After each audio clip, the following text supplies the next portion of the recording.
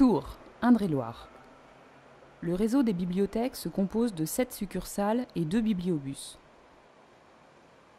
Située en bordure de la Loire, au cœur de la ville, la bibliothèque centrale abrite les collections de documents en accès direct, les réserves, les services administratifs de l'équipement et les collections précieuses de manuscrits anciens. À proximité immédiate du bureau de la direction se trouve le bureau du bibliothécaire puni. Bonjour, je suis le bibliothécaire puni. Je vous invite à découvrir avec moi le génie du lieu à la bibliothèque de Tours, parce que moi j'ai découvert plein de choses. Aujourd'hui, où est Pierre Patou?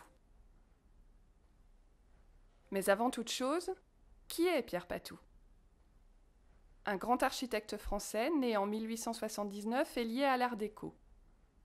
Cette maquette du Touraine, qui vient de quitter l'hôtel de ville pour rejoindre Saint-Nazaire et qui était installée auparavant à la bibliothèque, évoque les décors qu'a conçus Patou pour de grands paquebots de la Compagnie Générale Transatlantique. C'est lui qui a aménagé le Normandie. Ce n'était pas le Titanic, mais c'était pas mal quand même.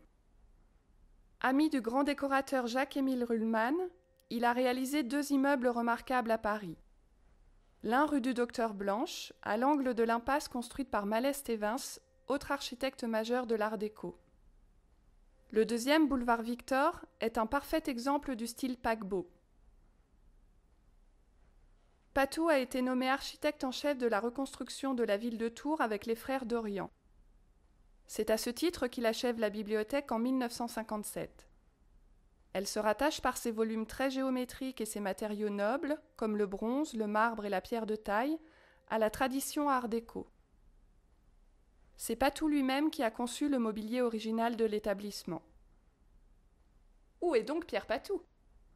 Bien que décédé en 1965, il est toujours présent à sa manière au sein de la bibliothèque. Vous le retrouverez perché dans l'atelier de reliure, surveillant d'un œil débonnaire le travail de nos collègues qui mettent tout leur cœur à consolider et restaurer les ouvrages de nos collections. À bientôt pour une nouvelle chronique du bibliothécaire puni.